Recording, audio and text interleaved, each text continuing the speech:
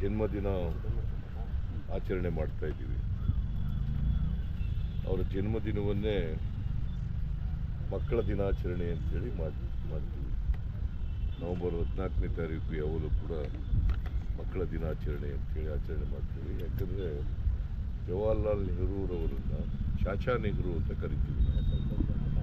ಅವರಿಗೆ ಮಕ್ಕಳು ಕಂಡ್ರೆ ಭಾಳ ಪ್ರೀತಿ, ಅದಕ್ಕೋಸ್ಕರ ಅವರನ್ನು ಚಾಚಾ ನೆಹರು ಅಂತ ಕೂಡ ಕರಿತೀವಿ.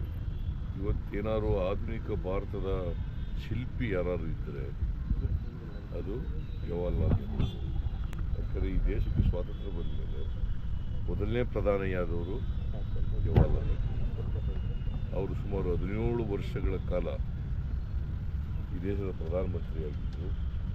ಆ ಪ್ರಧಾನಮಂತ್ರಿಯಾಗಿದ್ದಾಗ ದೇಶದಲ್ಲಿ ಮಿಕ್ಸೆಡ್ ಎಕಾನಮಿ ಅಂತ ಬರ್ತಲ್ಲ, ಆ ಮಿಕ್ಸೆಡ್ ಎಕಾನಮಿ ಮಾಡಿದ್ರು ಅವರು. ಯಾಕಂದರೆ ಅವರು ಯಾವಾಗಲೂ ಕೂಡ ಈ ಸೋಷಲಿಸ್ಟ್ ಆಗಿದ್ದಂತೆ ಅವರು ಒಬ್ಬ ಕಾಂಗ್ರೆಸ್ ಸೋಷಲಿಸ್ಟ್ ಮಾಡಲಿಕ್ಕೆ ಅವರು ಒಬ್ಬರು ರೂವಾರಿ. ಸೊ ಲೋಹಿಯಾ ಅವರು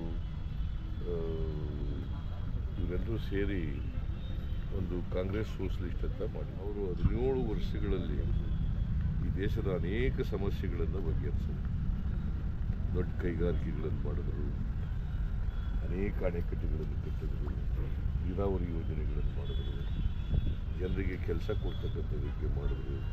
ಸೊ ಹಾಗಾಗಿ ನೆಹರು ಇದ್ದಾರಲ್ಲ, ಅವರಿಗೆ ವಿಜ್ಞಾನದಲ್ಲಿ ವೈಚಾರಿಕದಲ್ಲಿ ನಂಬಿಕೆ ಇಟ್ಟಿದ್ದಾರೆ.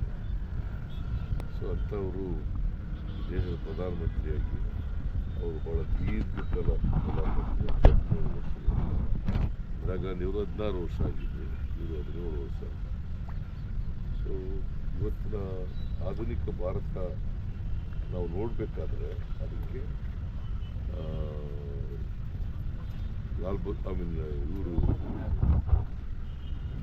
ನೆಹರೂರವರ ಕೊಡುಗೆ ಅಪಾರವಾಗಿದೆ ಈ ದೇಶಕ್ಕೆ ಅಂತಕ್ಕಂಥದ್ದು ಹೇಳಲಿಕ್ಕೆ ಸಾಧ್ಯ ಇಲ್ಲ.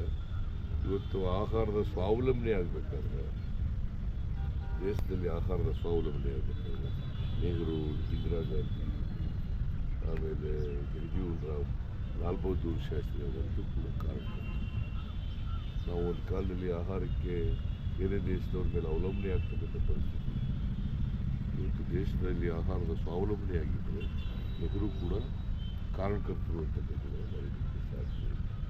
ದೊಡ್ಡ ಕೈಗಾರಿಕೆಗಳನ್ನು ಮಾಡಿದ್ದಾರೆ, ಅಣೆಕಟ್ಟುಗಳನ್ನು ಕಟ್ಟಿದ್ದಾರೆ, ಹೆಚ್ಚು ಹಸಿರು ಕ್ರಾಂತಿ ಆದಮೇಲೆ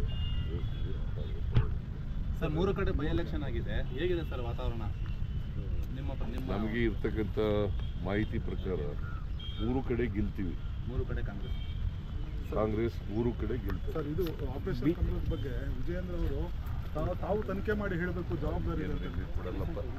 ವಿಜಯೇಂದ್ರ ಮೊನ್ನೆ ಬಂದಿರೋರು ಪಾಪ ಅವ್ರ ಬಗ್ಗೆ ಯಾಕೆ ಕೇಳ್ತೀವಿ? ದಾಖಲಾತಿ ಇಲ್ಲದೆ ಆರೋಪ ಮಾಡ್ತಾ ಇದ್ದಾರೆ.